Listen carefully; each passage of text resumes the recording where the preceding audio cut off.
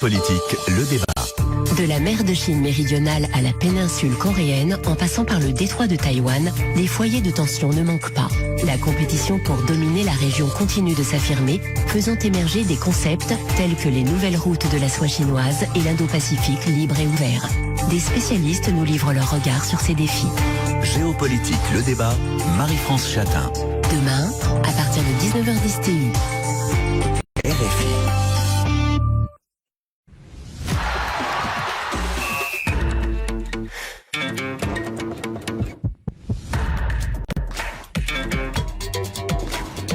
Radio Foot International, Annie Gasnier.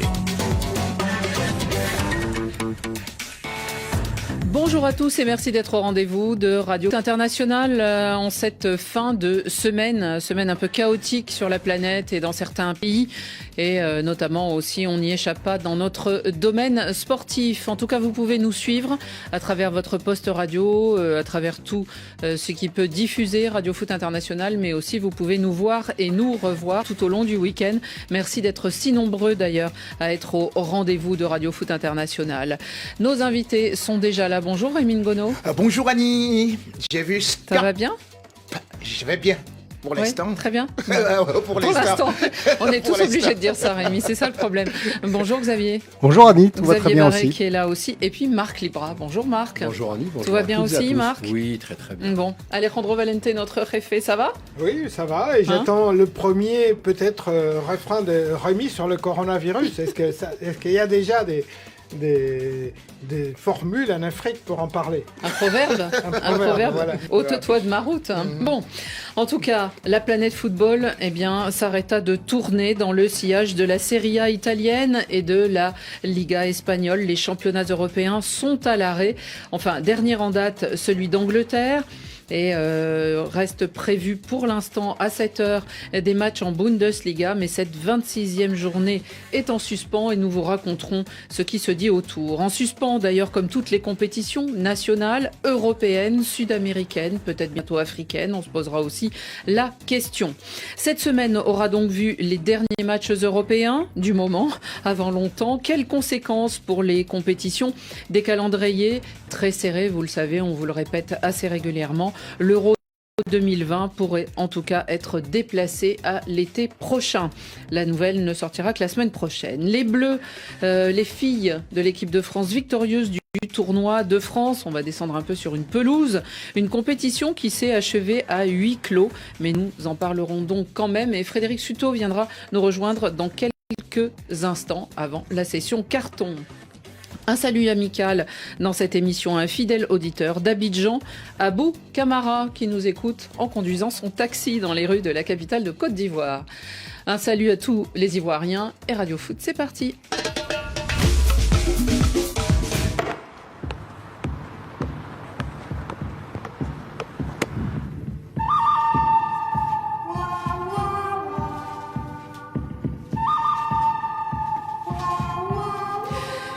Les accros seront donc malheureux, leur distraction préférée est annulée. Plus de matchs de football à la télévision ces prochaines semaines, ça sonne creux, vous l'entendez. Il faudra faire des jongles tout seul dans son coin, c'est ça ? C'est prévu pour bientôt. Le football, en tout cas, succombe au coronavirus. Enfin, il est prêt à se battre, comme on peut le lire, à la une de Marca, le quotidien, le magazine de sport espagnol, celui de Madrid, qui a mis en photo, c'est une très belle invention, nous avons trouvé un maillot portant le numéro 19 sous le nom évidemment de Covid, du nom du coronavirus, et avec cette phrase un peu provocante envers le virus, on va te battre. Mais la meilleure façon de le vaincre, ce virus, pour l'instant, c'est donc, selon les médecins, de rester chez soi et à distance des autres pour ne pas attraper ou transmettre ce Covid-19. Résultat, les championnats européens sont annulés les uns après les autres. Dernière en date ce matin à la Ligue 1. Peu après, c'était la Première Ligue en Angleterre. Alors en Allemagne, La 26e journée de la Bundesliga reste programmée à huis clos, mais cette configuration est très critiquée après le match de Leipzig contre Tottenham durant la semaine où on a vu des milliers de supporters dans le stade. Cette fois, ce sont les fans et même certains joueurs allemands. Xavier Barré, on a vu la déclaration de Thiago Alcantara, la star du Bayern, qui a tweeté « C'est fou, arrêtez s'il vous plaît ». Revenez à la réalité, il y a d'autres priorités que le sport. Malheureusement, en ce moment, c'est ce qu'on doit se dire. C'est-à-dire que oui, effectivement, on voit ces joueurs qui sont confrontés de par leur famille souvent ou par leur entourage à des cas de coronavirus. Et c'est en général comme ça qu'ils sont touchés en Italie ou ailleurs. Alors regardez, on voit derrière nous Arsenal, le logo d'Arsenal avec quelqu'un qui a un masque. Et effectivement, Arsenal touché directement, je dirais. Oui, c'est même pas des spectateurs. Jusqu'à l'entraîneur, Mikel Arteta. Mais on sait que ces joueurs vivent souvent, on leur reproche de vivre dans des bulles. Et effectivement, ils sont hyper protégés. Ils ont des médecins, des staffs médicaux qui les examinent quotidiennement. Donc c'est pas par eux, c'est pas par les joueurs, c'est pas par les professionnels du sport en général qu'arrivent les maladies, mais effectivement par leur entourage, parce que leur entourage, lui, il est dans la vie réelle. Donc il est au contact de la caissière, du conducteur de tramway, de tous ces gens qui voyagent tout le temps et qui, au gré de leur déplacement, risquent effectivement d'attraper la maladie. Donc effectivement, les joueurs, il y a cette prise de conscience, et c'est salutaire d'ailleurs, de la part de joueurs auxquels on reproche souvent d'être coupés des réalités. Justement, certains supporters ou fans sont très en colère, Marc Libra, et disent les footballeurs sont traités comme des animaux de cirque finalement, c'est-à-dire on vous oblige à assurer le spectacle malgré tout. Oui, c'est peut-être un peu le cas, mais avec ce qui se passe aujourd'hui, il faut constater qu'il ne faut plus jouer du tout, il faut s'arrêter net, qu'on se rend compte que c'est que du sport. Alors ça fait vivre une économie très importante, on est d'accord, mais après aussi tout ce qui est FIFA, tout ce qui est UEFA, tout ce qui est Ligue, mais là aujourd'hui il faut que ça s'arrête net, parce que malheureusement on voit que ce qui s'est passé au parc, on a interdit les réunions, il y a 3-4 000 personnes, c'est pas leur faute, mais ils ont envie d'être là, de communier. Ouais, mais il y a le corona, on s'en fout. Et pareil pour Saint-Etienne, qui est envahissement de terrain. Saint-Etienne se qualifie un mercredi soir. Les 20 000 personnes qui déboulent ils s'embrassent, ils tiennent. Dans une situation, c'est très compliqué. Donc, tu vois. Alors c'est un peu vrai, mais c'est vrai aussi, on peut pas s'empêcher de penser un peu ça, que le sport sert d'exemple. Parce que les gens dans le métro ils sont encore plus confinés que les gens dans les tribunes des stades. Donc il y a effectivement ce rôle symbolique exemplaire qu'on demande en général au sport et qu'aujourd'hui ils se retrouvent obligés de payer. Maintenant c'est vrai qu'il y a un intérêt économique. Si là on rentre dans le métro, donc le métro, la personne qui travaille dans les hôpitaux parisiens, il doit se déplacer. S'il n'a pas de voiture, il faut qu'il prenne le métro. Donc si on ferme le métro, il va même plus travailler pour soigner les gens qui sont malades. Non, on est d'accord. Donc c'est pour ça que quand on dit au niveau du sport, aujourd'hui on dit il n'y a plus de rassemblement. Là on est passé à moins de 100 personnes sur des rassemblements. Ça devient... Et on voit qu'on n'arrive pas à tenir parce qu'on a envie de cette passion. Il faut que ça s'arrête. Le football, c'est rien. C'est vraiment rien du tout. Donc la santé est primordiale, il faut que tout s'arrête. Justement, Marc, vous parliez de ce rassemblement dont on a parlé dans Radio Foot International, bien sûr. Et on avait salué en plus l'attitude de ces supporters qui sont allés encourager des joueurs parce qu'ils voulaient malgré tout être auprès d'eux.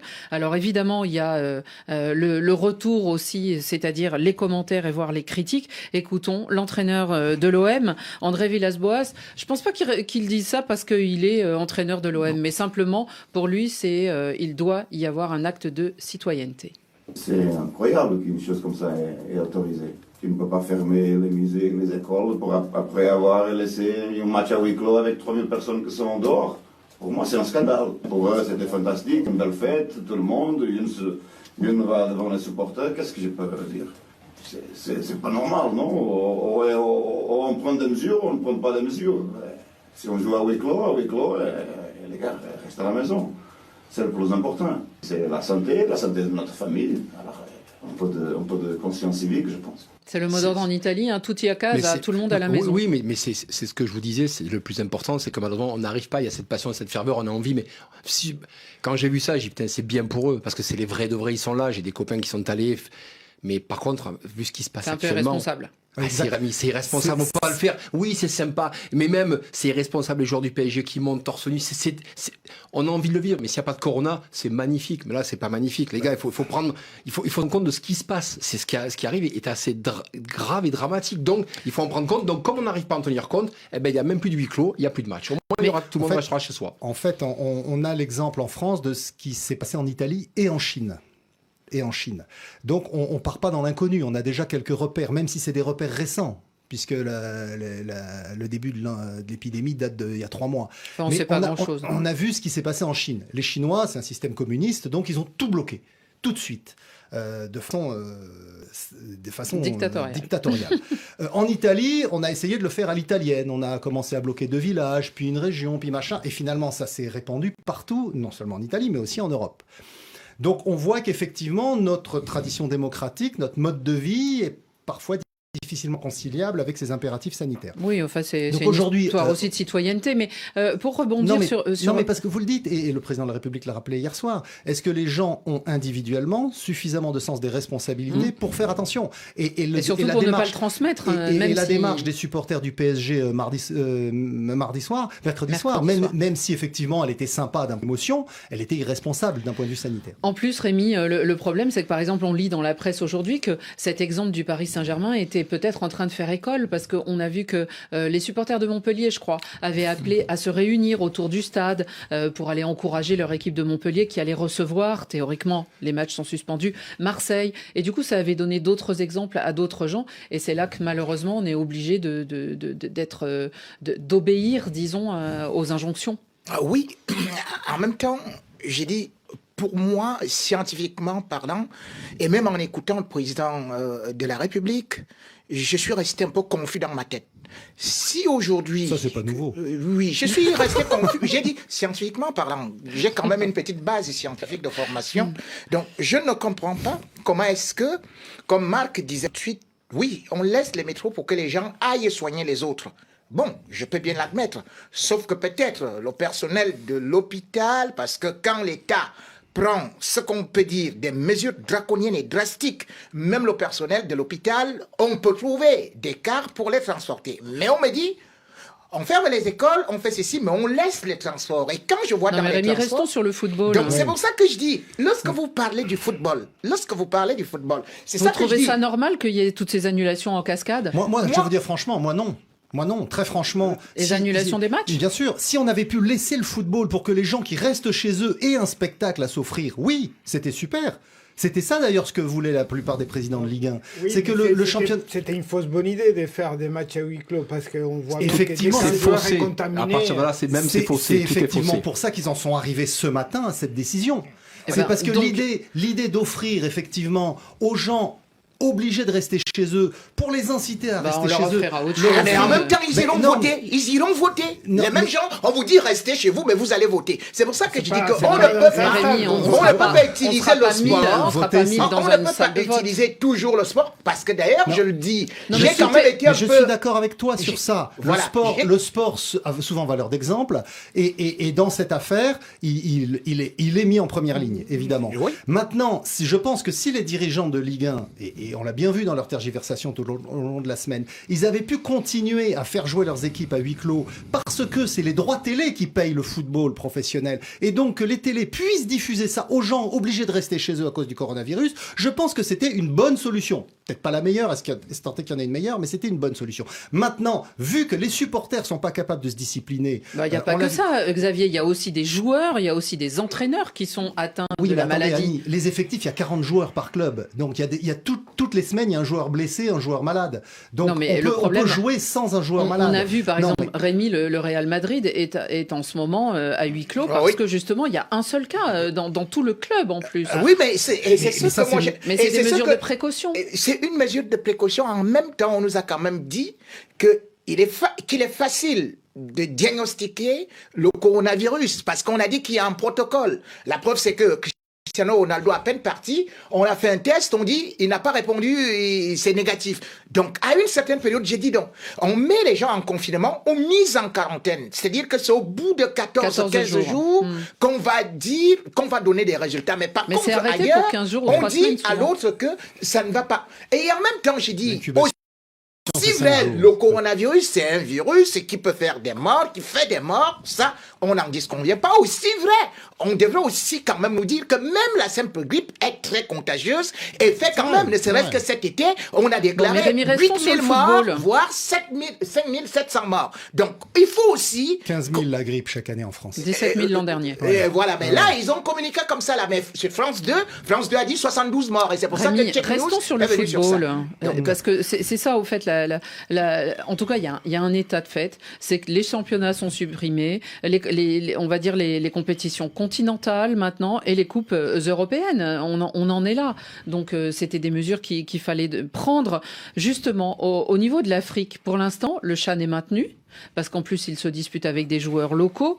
Par contre, on entend que les matchs éliminatoires en vue de la CAN 2021, on se pose beaucoup de questions. Parce qu'il y a énormément, voire presque 100% des équipes africaines dont les joueurs viennent d'Europe. Et on se retrouve avec des sélectionneurs qui sont en train d'essayer de construire des listes sans eux. Le Gabon sans Aubameyang. Je vous dis, c'est une catastrophe la CAF. Non mais... Je vous dis, c'est une catastrophe parce que c'est l'OMS, l'Organisation mondiale de la santé, qui est supposée régenter et donner des informations crédibles. Mais je vois la CAF qui dit... Mais elle donne des directives, elle donne pas des ordres. La CAF dit quand même que nous envoyons une délégation au Cameroun pour les 14 et 15. Donc, la semaine prochaine. Un pays de 475 000 km². Et je vous dis d'ailleurs que les 2 cas du coronavirus qui ont été découverts au Cameroun, c'est juste parce que c'était des Français. Oui. C'est pour là. Et or, on nous dit que ils ont eu des contacts avec 147 personnes. On ne sait même pas où se trouvent ces 147 personnes. Maintenant, on vous dit, non, l'Afrique semble épargnée. Or là, on vient de voir ce qui se passe au Sénégal, et tout. En réalité, c'est quoi? C'est que l'Afrique, où il manque de l'eau, là il manque les hôpitaux, là il manque les gants, là il manque des gels, et là il manque des mesures préventives. Au lieu plutôt de prendre le taureau par les cornes, on dit on y va. C'est ce qui s'est passé avec... Attends Annie, je vais chuter. C'est ce qui s'est passé avec Ebola. Tombez pas. Ebola, rien que avec la Guinée, quand c'est découvert en mars 2014, eh bien la CAF dit continuons à jouer et finalement le Maroc dit moi je n'organise pas la CAN. Et résultat des courses, la Guinée c'est 4000 morts. Et puis le Libéria, c'est 4500 morts. Puis les pays voisins prennent et tout. Mais la CAF a continué comme ça là. On ne peut pas dire aujourd'hui que il y a le virus qui doit voyager avec le passeport, le visa pour aller en Afrique. Non, tellement les Africains sont éparpillés dans le monde qu'ils arrivent là-bas, on ne sait même pas qu'ils sont malades. Et comme le dit un proverbe africain, un seul mouton galeux peut contaminer tout le troupeau. Oui. Donc vous préconisez une suspension complètement, qu'on arrête ça. Alejandro. C'est un peu l'avis de certains de nos auditeurs. Là, il y a Seos Albert Hyacinthe Diata qui nous écrit du Sénégal. On dit on avait 2 cas confirmés, maintenant on a près d'une centaine. Et vu nos moyens de transport dans lesquels on s'entasse comme des bagages, c'est difficile d'imaginer qu'on puisse s'en sortir.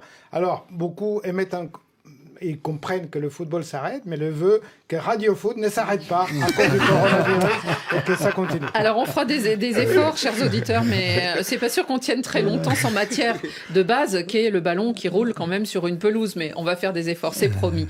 En tout cas, certains aussi profitent. On va revenir sur les histoires des calendriers, mais pour ce qu'on voulait dire aussi dans Radio Foot, c'est que certains en profitent pour se mobiliser et mobiliser leurs supporters pour la bonne cause. On a entendu cette semaine les supporters de l'Atalanta qui, empêchés d'aller jusqu'à Valence, encourager leur équipe, eh bien, ont fait don de l'argent qu'ils auraient dépensé pour aller suivre l'équipe à l'hôpital de Bergame. Et ce matin, écoutez, Andrea Agnelli, le président de la Juventus Turin, il a lui aussi lancé un appel. En ces temps d'urgence sanitaire, nous aussi, la Juventus Turin, voulons apporter notre contribution, avant tout en respectant les règles et en demandant à chacun de faire de même. Restez à la maison. Moi aussi, depuis hier soir, j'observe une période d'isolement volontaire. Mais nous devons et voulons faire plus. C'est pourquoi nous avons lancé une campagne avec nos joueurs qui vise à récolter des fonds pour les établissements médicaux de la région du Piémont. J'en appelle à la solidarité. Tout en restant éloignés, restons unis et nous sortirons tous de ce moment délicat. C'est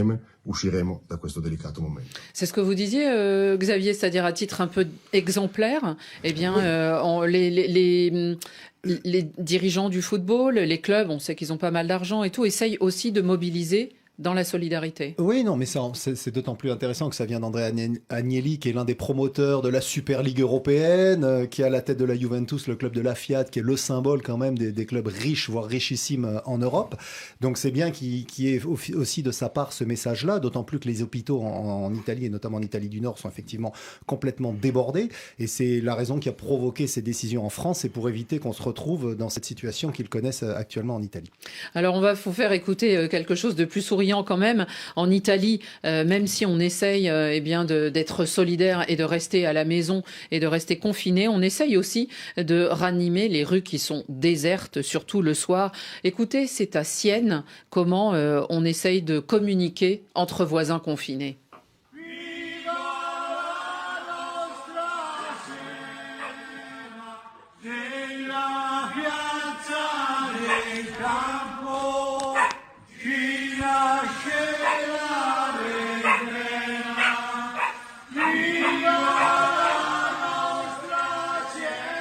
Même le chien s'est mis dans le cœur de cette polyphonie vocale et c'est un joli clin d'œil. Alors d'abord, c'est à Sienne où il y a le fameux Palio 2 fois par an, qui est une grande réunion qui retrace à l'époque médiévale. Et donc il y a une grande rivalité entre les quartiers. Sur la place ovale de la ville de Sienne. Et donc c'est un lieu extrêmement symbolique.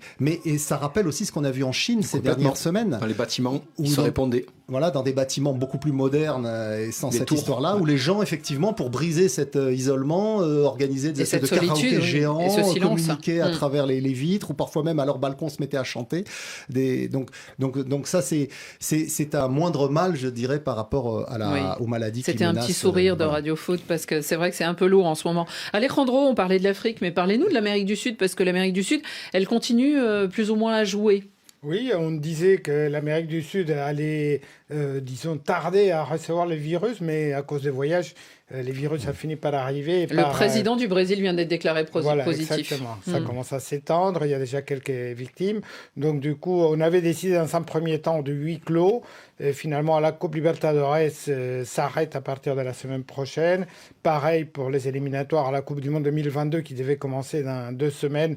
Elles n'auront pas lieu au mois de mars. Et les championnats, dans beaucoup également, c'est le cas par exemple en Argentine. Oui. Alors, il y a certains pays qui ont décidé de huis clos, par exemple le Paraguay. Oui, le Paraguay, il n'y a aucun cas. Si, il y a quelques cas. Donc, tout le monde est très inquiet. En fait, il y a une sorte de psychose. Les cas sont très réduits par rapport à ce qu'on connaît en Europe, mais il y a la crainte que ça se propage rapidement. Rémi, un petit mot ? Ah oui, mais je trouve qu'ils ont été beaucoup responsables et jusqu'à présent, c'est ce que je dis. Ils anticipent. Il faut savoir, en tout cas, prévenir vaut mieux que guérir. Et quand on prend... Ça, c'est un proverbe français. Oui, c'est pour ça que je parle français. J'ai dit prévenir vaut mieux que... Et d'ailleurs, ça vient de Prevent is better than cure, c'est-à-dire qu'en anglais plutôt. Et c'est traduit en français. Donc, on ne peut pas dire que ce soit totalement français. Non, c'était pour vous mettre en boîte. Donc, aujourd'hui, je trouve que nous, également, nous devons copier cet exemple parce que nous sommes en train de mettre au niveau de l'Afrique comme si nous vivions dans un monde clos, comme si nous étions dans un monde qui est totalement déconnecté, alors que les frontières aujourd'hui sont très poreuses et qu'aujourd'hui, nous avons des gens qui quittent la Chine. Je devrais rappeler qu'il y a 117 joueurs africains qui jouent en Chine dans les championnats dans la première et deuxième division. Alors, par exemple, il y a les Cédric Bakambu et tout. Si on ne peut pas essayer aujourd'hui aussi de dire que nous mettons d'abord une pause, ça va se répéter comme on avait constaté, par exemple, nous en Afrique, on avait joué pendant qu'il y avait la guerre au niveau de l'Angola, c'est-à-dire qu'une simple guerre, on a dit non, on va faire la CAN là-bas en 2010, résultat des courses, on a plutôt tué des joueurs, on a tué des gens du Togo, de la délégation. Donc, pour nous, on ne peut pas continuer à jouer au football pendant que les autres pleurent. Il y a un proverbe africain d'ailleurs qui a été repris par un Français qui dit toujours les cons sont toujours en train de jouer. C'est à ça qu'on les reconnaît. Bon.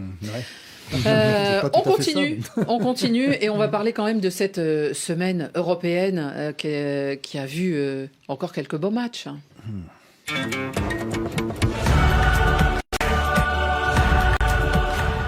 On la remet un peu dans l'oreille parce qu'on va peut-être pas l'entendre pendant quelques temps, cette petite musique liée à la Ligue des Champions. 4 matchs européens de Ligue des Champions. Hier soir, il y en avait aussi en Ligue Europa. D'abord, les 4 premiers qualifiés. 2 inattendus, l'Atalanta et Leipzig. On vous en a parlé mercredi. Et puis, le rescapé, l'Atlético, après un match épique face à Liverpool, et le PSG. Marc Libra, on pourrait se demander qu'est-ce qu'ils vont faire de cette qualification, ces pauvres clubs, alors que finalement leurs 4 adversaires ne sont pas, ou peut-être futurs adversaires, ne sont pas encore connus et vont se qualifier beaucoup plus tard. Qu'est-ce qu'ils peuvent faire aujourd'hui? C'est essayer de s'entraîner s'ils peuvent s'entraîner. Et après, à partir de cette compétition-là, je pense qu'aujourd'hui, qu'on le veuille ou non, il faut l'arrêter. Parce qu'on va pas perdre de temps. On nous dit on va reporter jusqu'à quand? Ils savent que le championnat il va s'arrêter au mois de mai, qu'il y a un championnat d'Europe. Ah non, on va reporter le championnat d'Europe, d'accord. Et la Ligue 1, non, mais on va la reporter. Et la Ligue 2, on va la reporter. Non, c'est pas ça. Mais terminer des c'est pas ça compétitions qui est prévu, qui sont Marc, peut-être déjà engagées, Marc. Oui, mais la compétition engagée avec ce qui se passe aujourd'hui, on n'en a rien à faire en fait. Moi, ça m'intéresse pas. Non.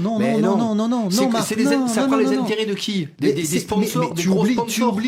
Tu oublies tous les gens qui vivent de l'économie du football. Et au-delà, ne serait-ce que on voit actuellement des reportages chez tous les traiteurs qui viennent apporter les repas, qui préparent les sandwichs. Tu penses vraiment que... Mais attends, il y a des gens au chômage technique. Non, mais attends. Tu penses que les instances du foot, dans ce que tu dis, pensent aux petits traiteurs, à la petite PME qui est devant le Parc des Princes.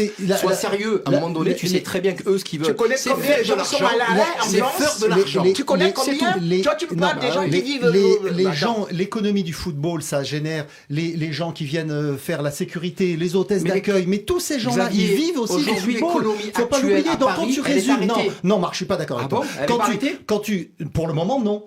Non, il y a effectivement des PME qui sont en difficulté. L'intérêt de tout le monde, c'est que l'économie reprenne le plus vite possible. Pourquoi est-ce qu'on arrête là pendant 15 jours ou 3 semaines? Parce que la durée d'incubation, le docteur Ngono l'a rappelé tout à l'heure, la durée d'incubation, c'est 15 jours. Donc ça veut dire que dans 15 jours, on peut estimer qu'on aura fixé à peu près le nombre de gens touchés. Donc à partir de là, au bout de 15 jours ou 3 semaines où tu as figé la maladie, tu peux traiter les gens malades et tu peux estimer que les autres ne le sont pas. Et l'économie peut repartir. Et à ce moment-là, et c'est ce qu'on saura mardi avec la réunion de l'UEFA, on aura à ce moment-là un calendrier qui permettra de finir la saison actuelle, donc de finir les championnats et de finir les Coupes d'Europe. Et pour ça, l'UEFA va décaler le championnat d'Europe des Nations, l'Euro, à 2021. Ce sera officiel, c'est probablement la solution. Donc non, je suis pas d'accord avec toi. Tu es persuadé que ça s'arrête dans 15 jours, tu oublies juste que s'il y a un nouveau cas qui est trouvé, ça repart pour 15 jours. Toi dans 15 jours, tout est réglé. Non, tout n'est pas réglé. Actuellement, ce qu'il faut, c'est ce qu'on fait notamment les Chinois, c'est arrêter la propagation. C'est pour ça qu'en fermant les écoles, en limitant les contacts, pendant 15 jours, la durée de la... Professeur Xavier, ils ont tout fermé. Professeur Barré, je voudrais vous rappeler que, me référant au chercheur Emmanuel Macron, il a dit, vous êtes au début, nous sommes au début. Il a dit, on n'est même pas encore. Et toi, tu viens, tu dis, attendez, incubation, c'est terminé, on bloque. Et après, on arrête tous les virus qui viennent comme ça. On aura une sorte d'aimant qui va faire que on puisse... Non, attends, Xavier, ne rêvons pas. Vous savez, par exemple, que la première ligue, jusqu'à hier soir, était sauvée. Jusqu'avant-hier, lorsque Donald Trump disait ferme les portes à l'Europe, mais laissez les Anglais entrer, il ne savait pas que ça allait prendre cette envergure. Et la Bundesliga, elle va peut-être être arrêtée pour des raisons sanitaires. C'est l'effet des séries. Alejandro Valente, vous avez la parole parce que ce qu'on se demandait tout à l'heure, c'est comment décider d'une date de reprise, parce que pour l'instant c'est reporté sine die. On n'a pas de date de reprise de la Ligue 1, Xavier Barret. Surtout pas dans le 15 avril. Enfin non, on a une suspension jusqu'au 15 avril, mais rien ne dit que le 16 avril ça va recommencer. Donc en fait le problème, c'est souvent plus compliqué de reprendre une compétition que de l'arrêter, parce qu'à l'arrêter, on l'arrête, mais quand est-ce qu'on reprend? Quand il y a moins de cas, 0 cas. On a un exemple en Chine, justement, on parlait de la Chine. Les clubs de basket du championnat chinois commencent à appeler ces joueurs à l'étranger pour leur dire revenez. En début avril, on va recommencer la compétition. Donc ça donne quand même un espoir. Si jamais les virus se propagent moins rapidement, ou si l'augmentation des températures à venir complique un peu sa propagation, peut-être que au mois de mai, par exemple, on pourrait avoir... Mais ça fait 3 mois d'arrêt, de toute façon. En tout cas, qu'en est-il? On s'est posé la question aussi de l'entraînement. Alors là, nos questions vont aller vers vous, Marc, parce que on ne sait pas combien de temps ça va être arrêté. On a déjà parlé des mises en forme récemment, on a parlé de combien de temps entretenir son corps et tout. D'abord, on va écouter Virgil van Dijk. Comment s'entretenir? Il ne sait lui non plus pas bien répondre à cette question. Je n'ai rien à dire sur le coronavirus. Je ne peux prendre aucune décision, je suis impuissant, je ne peux rien influencer. Il y a des gens qui vont décider de la suite. Ils vont devoir prendre des décisions. Moi, je m'entraîne et on verra bien ce qui se passe. Alors voilà pour ce qui est de la position du défenseur de l'équipe de Liverpool. Écoutons maintenant Patrick Vieira. C'est en France, l'OGC Nice. Donc ça a été suspendu ce matin, ce championnat. Mais Patrick Vieira, lui, a déjà un plan. Les entraînements vont continuer parce qu'on n'a pas encore de date pour savoir quand est-ce le championnat va reprendre. Mais on doit continuer à s'entraîner tout en prenant des précautions pour la santé des joueurs et des gens qui sont encore ici au club. C'est pour ça qu'on va continuer à s'entraîner lundi, mercredi et vendredi matin. Oui, alors c'est important l'entourage aussi, parce qu'on voit qu'à la Juventus Turin, je crois, si je me trompe pas, il y a 120 personnes qui sont en quatorzaine, tous ceux qui sont dans l'effectif du club, administratif, communication, nourriture ou je ne sais quoi, et qui évidemment sont en quatorzaine à cause d'un cas qu'il y a eu. Donc Marc, le sportif, lui, vu qu'on ne sait pas combien de temps on s'arrête, mais qui doit être prêt tout d'un coup, un peu à dégainer, comment va-t-il faire ? Là, il n'y a pas question de dégainer, c'est question qu'il va falloir s'entraîner du lundi au vendredi avec sûrement le samedi et le dimanche de repos. Comme quand on est en pré-saison, à part qu'il y a une chose, c'est qu'on ne fait pas une grosse préparation. C'est-à-dire que quand on fait une préparation d'avant-saison, c'est entre 8, 7 et 6 semaines. Et après, on démarre le premier match de championnat. Il faut entre 8, 7, 6, des clubs c'est 6 semaines, avec certains clubs c'était 8 semaines, pour être au top. Mais on sait qu'il y a une date butoir, là ils n'ont pas de date. Donc qu'est-ce qu'on va faire ? On va faire de l'entretien, certains joueurs qui sont un peu courts, on va les faire bosser plus, ceux qui sont fatigués, on va faire de la récupération, et puis on va entrecouper, là il dit je vais faire lundi, mercredi. Donc le mardi il y aura des séances, il vient dans l'entraînement, ça sera massage, ça sera les bains, ça sera tout ce genre de choses. Mais ils vont devoir anticiper que peut-être sous 48 heures, on joue demain ou après-demain. Mais pour l'instant, jusqu'au 15 avril, ils savent que jusqu'au 15 avril, il n'y a rien. Donc pendant cette période-là, on va faire de la récupération, on va soigner les bobos de tout le monde. Et pour moi, c'est justement qu'à ce moment-là, je dis, au niveau du championnat, on arrête tout. Ça ne sert plus à rien. Tout est faussé pour moi. Tout est faussé. Malheur à celui qui est 20e, 19e, que ce soit Toulouse, bon, on peut s'en douter. Mais pour l'Europe, Marseille 2e, c'est super, on s'arrête, on est Ligue des Champions, 3e, 4e. Mais à un moment donné, il faut s'arrêter parce que ça n'a ni queue ni tête. Ça ne veut rien dire. Ça ne veut rien dire. C'est ce qu'on se demandait ce matin, Alejandro, parce qu'on se disait, il y a certains clubs, alors on peut penser à Manchester United qui hier a cartonné en Ligue Europa, on peut penser à Liverpool, c'est l'exemple inverse qui cherche un second souffle. Tous les clubs qui sont passés avec des champions comme Paris, super, c'était l'autre année. Non, c'est pas l'autre année puisque c'est fini. Ah bon ? Non, mais c'est surtout, il y en a qui vont peut-être, si ça reprenait par exemple au mois d'avril ou fin avril ou début mai, il y en a qui auront bénéficié finalement d'une pause bénéfique. Qui pourront peut-être récupérer des blessés, je pense à Lyon, je pense au Barça, à des clubs qui... Ça va être le cas de pratiquement tous les clubs. Mais non, pas de paille. Il y a des clubs qui sont en difficulté aujourd'hui, des clubs qui sont bien aujourd'hui et qui peuvent se dire on va casser leur élan. Oui, dans leur élan, oui, bien sûr. Mais cette pause quelque part, après c'est à chaque club, si la compétition doit reprendre, et on espère tous que ça va reprendre, cette pause, elle est la même pour tout le monde. En tout cas, dans les différents championnats nationaux. C'est pas du tout ce qu'on dit, Xavier Barret. On dit que, par exemple, Manchester United, qui est dans une super dynamique, peut-être que ça va s'arrêter. On dit que Liverpool, qui est dans une mauvaise dynamique, peut-être que ça Manchester aussi... United, ils étaient dans une belle dynamique quand Solskjaer a repris il y a 1 an et demi, et puis ça s'est arrêté. Donc, même parfois, sans coronavirus, les dynamiques... Oui, mais de récupérer des blessés, ça peut aussi... Oui, ça peut être... Mais si on veut repousser, parce qu'on parle de repousser, mais si on perd 1 mois et demi, on fait quoi la prochaine saison ? On les fait démarrer quand ? Ah non, mais là, on va en octobre. Ah bon, en octobre ? Comment ça, en octobre ? Mais normalement, c'est fin juin. Non, mais ça n'a ni queue ni tête. C'est une blague aujourd'hui. Donc, tu proposes quoi, alors, Marc Libra ? Qu'on arrête. Tout simplement. Arrêtez. C'est plus grave ce qui se passe. Mais Laurent, on va le décaler peut-être sur 1 an. C'est tout. On arrête. Ça a ni queue ni tête. Tu proposes de d'arrêter. Comment ? On arrête jusqu'à début août. Et alors, toi, le président Lebrun... J'ai pas dit jusqu'à... Mais je suis pas président, moi. C'est facile de dire les choses. J'arrête de... Je le dis. Non, mais... Je suis là pour dire ce que je pense. Donc moi, je pense qu'aujourd'hui, c'est une aberration. Que si t'es joueur de foot, t'arrêtes 1 mois et demi ou non, mais tu penses comment en tant que joueur de foot ? Je pense parce que tu vas t'arrêter, tu auras du Je mal à pense retrouver le juste aux rythme. joueurs de foot qui doivent se préparer parce qu'après il y a une Eh ben, nouvelle saison qui va Eh ben, redémarrer. tu Mais peux comment avoir on fait des dirigeants qui pensent différemment. Ah, voilà, bah Eh ben oui, oui, c'est normal. Parce qu'ils ont des responsabilités, ils pensent différemment. Auditeurs qui n'en peuvent plus de cette discussion. Il y a Cyrédien qui propose qu'on change le nom de la radio, qu'on l'appelle Radio Virus International. et il y en a qui proposent qu'on fusionne Radio Foot International avec Priorité Santé.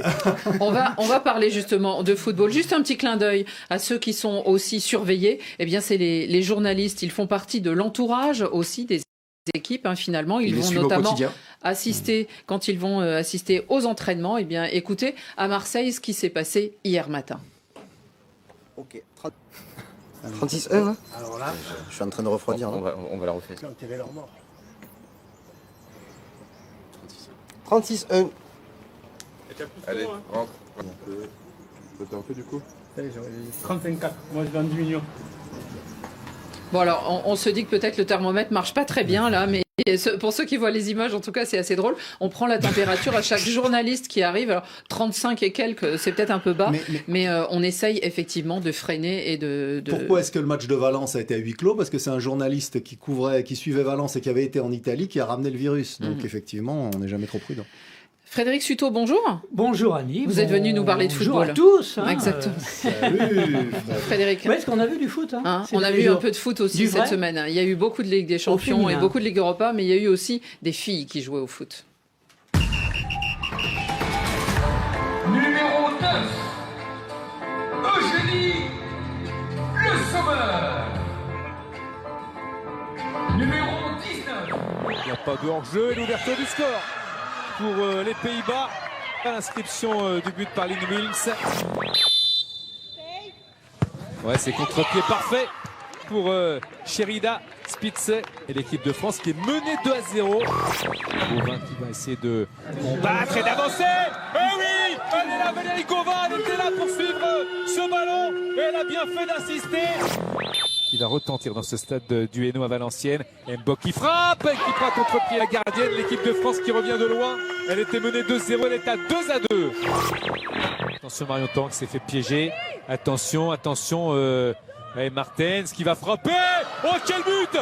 Une occasion, un but pour les Néerlandaises qui reprennent l'avantage 3-2. Peut-être Marion Torrent sur la fin pour centrer. Et oui, l'égalisation elle est là.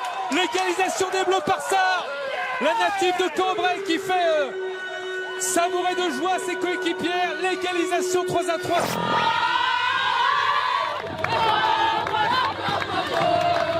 Fred, vous y étiez dans ce stade du Hainaut à Valenciennes. C'est vrai que c'était une drôle d'ambiance, j'imagine. Oui, on entendait là, le sifflet de l'arbitre qui sonne résonnait dans ce stade, alors qu'il, 3 jours plus tôt, avait quand même accueilli 17 000 spectateurs. Parce qu'il y a eu 3 matchs pour ce tournoi de France. Les Françaises ont d'abord joué contre les Canadiennes à Calais. Il y avait 10 000 personnes. Ensuite, on a eu le Brésil à Valenciennes, 17 000 personnes. Et pour le dernier match, effectivement, un huis clos.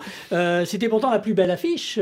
France-Pays-Bas, les Néerlandaises sont championnes d'Europe, vice-championnes du monde, finale de la dernière Coupe du Monde en France, là, face aux États-Unis. Donc oui, c'était particulier, forcément, mais bon, elles tenaient à le jouer ce match quand même, les filles de Corinne Diacre. Elles l'ont remporté ce championnat. Est-ce que pour vous c'était un peu sur la dynamique de ce qu'on avait vu l'année dernière? On les avait laissées en quart de finale de Coupe du Monde. Est-ce que le niveau est toujours là ou est-ce que Corinne Diacre fait des tentatives aussi, teste des nouvelles joueuses? La dynamique, il y avait cette volonté, en tout cas, de surfer sur la réussite populaire du mondial qui s'est disputé en France. Et c'est pour ça que le président de la Fédé, Noël Le Graët, voulait organiser ce tournoi de France. C'est le première édition. Il l'a fait dans le Nord, là où l'équipe de France n'avait pas joué durant la Coupe du Monde. Mais sur le terrain, il y a eu une véritable cassure quand même, avec ce quart de finale perdu face aux États-Unis. Corinne Diacre est restée en poste. Elle continue, mais elle a été critiquée par certaines joueuses, parfois durement. Elle en a critiqué certaines. Bon, il y a eu des échanges dans la presse. Un peu musclés. Gaëtane Tinet, qui était l'une des piliers de cette équipe, n'est plus dans le groupe. Elle a osé dire certaines choses, que Corinne Diacre devrait peut-être revoir sa façon de manager l'équipe, en prenant l'exemple de Didier Deschamps, par exemple, qui lui aime ses joueurs. Les défenses, ça n'a pas plu. elle ne fait plus partie du groupe. Donc, on est dans une période de transition là, pour cette équipe. Et justement, on va entendre une des joueuses que vous avez rencontrées après ce match, Charlotte Bilbao, qui fait un genre de bilan, mais qui n'oublie pas cette thématique. C'est vrai qu'on a eu des moments un peu plus compliqués après la Coupe du Monde, parce que voilà, c'est vrai qu'on n'avait pas atteint nos objectifs qu'on s'était dit entre nous. Donc voilà, maintenant on a l'Euro qui arrive très, très vite, on a les qualifs aussi, donc c'est un objectif à court terme pour se qualifier pour cet Euro. Là on a eu le tournoi, donc voilà, on a fait les 3 matchs et on a eu 2 victoires et 1 nul, donc c'est bien, on va continuer comme ça sur cette lancée. On sait que prochainement il y a les qualifs qui arrivent, donc c'est important pour nous de continuer comme ça et de rester dans cette dynamique. Voilà, rester dans cette dynamique. C'était une dynamique, on fait un peu le bilan, on essaye de se remettre à l'endroit, peut-être, Xavier Barret. C'est intéressant parce que l'objectif, c'est l'Euro 2021 maintenant. Et théoriquement, les éliminatoires reprennent au mois d'avril. Et donc, pour l'instant, c'est maintenu à huis clos. On va voir. Il fallait effectivement enchaîner après cette désillusion de la dernière Coupe du Monde. On a maintenu Corinne Diacre, Fred l'a très bien expliqué, et en même temps, il faut un peu pousser la nouvelle génération. Et cette nouvelle génération, elle a plutôt été convaincante lors des deux matchs là, contre le Canada et contre le Brésil. Elle a beaucoup fait tourner. Sur les 23 joueuses, il y en a 22 qui ont eu leur chance. Il y a eu des premières sélections pour la gardienne Solène Durand face aux Néerlandaises. Perle Moroni également. Et on sent qu'elle veut adhérer, vraiment que tout le monde adhère à ce projet, qu'on oublie un petit peu ce qui s'est passé. On a vu d'ailleurs lors du dernier match contre les Néerlandaises, il y avait beaucoup de choses à mettre au point, mais il y avait, comme le disait Fred, il y avait beaucoup de remplaçantes qui avaient été lancées ou de nouvelles. Et malgré tout, elles sont allées arracher ce match nul dans contre les arrêts de jeu, les championnes. Oui, elles étaient menées. C'est, je pense, la bonne méthode en fait. Pour régénérer un groupe, il faut savoir garder quand même l'ossature. Il y a des filles qui sont indispensables, et puis amener un peu de sang neuf. Bon, Gaëtane Tinet en fait les frais, en même temps elle était un peu en fin de carrière, faut reconnaître. Et nécessairement, quand on voit la qualité qu'il y a dans les jeunes générations françaises, eh bien forcément, de toute façon, il faut les faire monter, ces jeunes. Mais on sent que la cicatrice n'est pas complètement refermée. Quand vous parlez du mondial, on essaie de contourner un petit peu la question, mais à demi-mot, on comprend que c'est toujours là dans un coin de la tête. C'est nauséabond, cette situation-là, c'est très nauséabond pour moi, parce que le cœur du problème, c'est Corinne Diacre. On n'y arrive pas. Elle a été parachutée là juste après Olivier Chouafny, 1 an avant cette coupe. Comme ça, elle débarque, elle ne s'entend pas avec les cadres de l'équipe, que ce soit en défense, au milieu de terrain. Tous les mois, on a une fille qui parle, tout ce qui s'est passé pendant la Coupe du Monde, on était au courant de tout avant, on savait que ça ne passait pas, voilà, il n'y a rien qui va. Ce qui est étonnant, on l'a conforté dans ses choix, et aujourd'hui, certes, elle nous envoie de nouvelles jeunes filles qui vont jouer, mais le cœur du problème, il est surtout par rapport à elle. Et si aujourd'hui, les filles n'ont pas envie de se battre, de s'arracher pour leur coach, c'est très compliqué. On va le dire et redire. Le Didier Deschamps d'il y a 10 ans, qui aimait le football, qui aimait entraîner, qui aimait coacher, il n'aimait pas forcément tous ses joueurs. Aujourd'hui, il aime profondément ses joueurs, et ses joueurs lui rendent parfaitement sur le terrain. Et là, aujourd'hui, le problème, c'est qu'elle, malheureusement, elle n'arrive pas. Peut-être qu'elle va y arriver, mais aujourd'hui, elle n'a pas la clé, et c'est très compliqué. Mais c'est vrai qu'on avait été étonné, Fred, qu'elle soit maintenue, parce que finalement, les quarts de finale, c'était pas du tout théoriquement les objectifs qu'on lui avait donnés en Coupe du Monde à domicile. Oui, une question qu'on peut peut-être poser, je ne sais pas, est-ce qu'il n'y a pas la fédération qui est un petit peu prisonnière de cette idée qu'il faut que ce soit une femme qui dirige l'équipe de France de foot féminine, parce qu'il n'y en a pas 36 des coachs féminines capables de diriger une sélection, parce que Corinne Diacre, avant, elle a quand même entraîné pendant plusieurs années Clermont, en Ligue 2, Clermont qui était milieu de tableau, voire dans les 5-6 premiers, elle a quand même fait du bon boulot. Mais c'est vrai que il manque un petit quelque chose, et on la sent sur la défensive. Manager des hommes au foot et des femmes, c'est totalement différent. Peut-être c'est autre chose, attention. Il y a une petite anecdote, on la sent vraiment sur la défensive. Avant le début du tournoi, la question lui a été posée, est-ce que vous êtes remis en cause, vous avez fait vous aussi un petit peu votre bilan, la Coupe du Monde, tout ça. Elle a dit, oui, regardez, j'ai changé de coupe de cheveux, ça suffit pas. Mais voilà, c'est ce qu'elle a répondu. Mais comme si, et elle voulait pas aller au-delà, vous voyez. Bon. Non, vous n'avez pas, non, le coiffeur. Bon. Moi aussi. On y reviendra à ces filles, mais en tout cas, elles ont remporté ce tournoi de France, et c'était pas simple, ce match, dans une ambiance à huis clos. Elles ont essayé de faire contre mauvaise fortune bon cœur. Et je vais me tourner vers vous, Rémi, pour les cartons. Dès que nous aurons entendu notre petite annonce de session carton. Carton jaune. Un carton jaune. Ouh là là là là, carton rouge. Carton rouge dans la confusion. Carton vert. Extraordinaire. Rien à dire. Cher Rémi, si je vous donne la parole en premier, c'est parce que vous allez faire écho aux propos qu'on avait en restant dans le football féminin. Justement, c'est Gustave Ngaou de ma page Facebook Rémi Ngono officiel qui donne donc un carton rouge à la Fédération camerounaise de football et bien évidemment qui, après la défaite face à la Zambie, pas à ça. Voilà, à la Zambie, eh bien, on nous apprend que les Zambiennes sont des hommes. Donc, vous vous rendez quand même compte de ce manque de fair play. En 2018, on rencontre les mêmes filles, on les tabasse, elles sont des femmes. En 2020, ces femmes-là nous tabassent, elles deviennent des hommes. C'est terrible. Une équipe qui n'a pas de fond de jeu, qui compte sur des individualités et qui commence à pleurnicher, qui n'est même pas fair play de reconnaître ses manquements. Ils viennent s'agripper sur une chose comme si le sélectionneur des lions et des lionnes indomptables est parti dans les toilettes, a déshabillé les filles, a découvert une braquette quelque part, et il dit attendez, ce sont les hommes, ce sont les hommes comment? Et il dit non, ils ont des cuisses qui sont rassis, les autres ont des muscles, mais ce n'est pas pour... Il y a un proverbe africain qui dit, quand un mauvais danseur s'écroule, il accuse le sol. Bon, Rémi, ces Lyon, quand même, elles auront encore une chance de participer aux Jeux Olympiques de Tokyo, si tant est qu'il y ait des Jeux Olympiques. Et si tant est que c'est cette chance, parce qu'ils doivent jouer un match aller-retour avec le Chili. Le Chili, ça risque d'être intéressant. Marc Libra, avez-vous un carton? Carton rouge. Ouais, pour les joueurs du PSG. J'ai trouvé cette photo sur le terrain où ils sont tous pour Haaland, là, ça me prend un petit peu à ce gamin qui a à peu près 1 an, personne ne le connaissait. J'ai trouvé ça très petit. Il y a de très grands joueurs à Paris, pas besoin de faire ça. Surtout sans prendre un gamin. Alors oui, il avait chambré. Je pense qu'il a que 19 ans. De se réunir pour faire ça, qu'ils montent à la tribune pour faire le geste. J'ai trouvé ça très moyen, très petit. Donc je pense qu'ils n'apprennent pas de leurs erreurs, puisqu'à une époque, ils avaient chambré aussi. Barcelone, ils avaient beaucoup chambré. Et ça continue. Donc c'est un petit peu dommage. Voilà. Hollande, c'est un gamin qui est en devenir, j'espère pour lui.